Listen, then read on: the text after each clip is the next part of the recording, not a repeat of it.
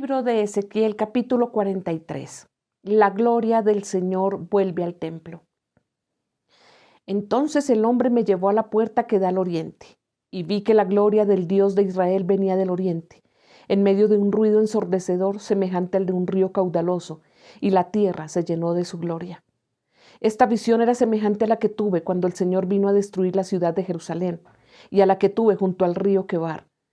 Me incliné rostro en tierra, y la gloria del Señor entró al templo por la puerta que daba al oriente.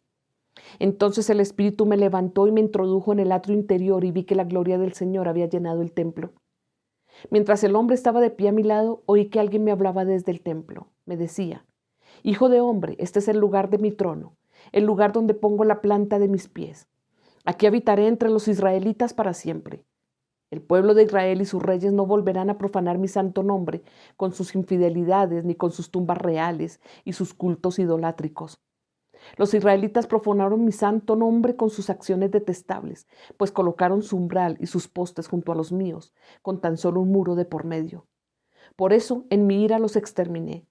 Que alejen ahora de mí sus infidelidades y sus tumbas reales, y yo habitaré en medio de ellos para siempre. Hijo de hombre, cuéntale al pueblo de Israel acerca del templo con sus planos y medidas, para que se avergüencen de sus iniquidades. Y si se avergüenzan de todo lo que han hecho, hazles conocer el diseño del templo y su estructura, con sus salidas y entradas, es decir, todo su diseño, al igual que sus preceptos y sus leyes. Pon todo esto por escrito ante sus ojos para que sean fieles a todo su diseño y cumplan todos sus preceptos. Esta es la ley del templo. Todo el terreno que lo rodea sobre la cumbre del monte será un lugar santísimo. Tal es la ley del templo. El altar. Estas son las medidas del altar. Alrededor del altar había una fosa de medio metro de hondo por medio metro de ancho, con un reborde de 25 centímetros alrededor de toda la orilla. La altura del altar era la siguiente. Desde la fosa en el suelo hasta el zócalo inferior tenía 1 metro de alto y medio metro de ancho, y desde el zócalo inferior hasta el zócalo superior medía 2 metros de alto y medio metro de ancho. El fogón del altar medía 2 metros y desde allí se erguían 4 cuernos.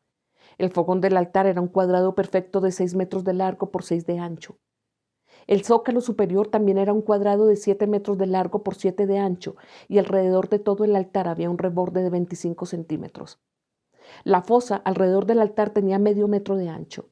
Las gradas del altar daban al oriente. Luego el hombre me dijo: Hijo de hombre, así dice el Señor Omnipotente, el día que se construya el altar para ofrecer los holocaustos y para derramar la sangre, se deberán seguir estas normas. A los sacerdotes levitas descendientes de Sadoc que se acercan para servirme, les darás un ternero para que lo ofrezcan como sacrificio por el pecado. Lo afirma el Señor Omnipotente. Luego tomarás un poco de la sangre y con ella rociarás los 4 cuernos, las 4 esquinas del zócalo superior y todo el reborde que lo rodea. Así lo purificarás y harás expiación por él. Después tomarás el ternero del sacrificio por el pecado, y este será quemado en el lugar señalado en el templo, fuera del santuario.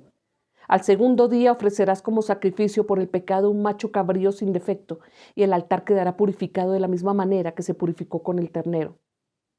Cuando hayas terminado de purificarlo, ofrecerás un ternero y un carnero sin defecto, en presencia del Señor, y los sacerdotes lo rociarán con sal y los ofrecerán como holocausto al Señor.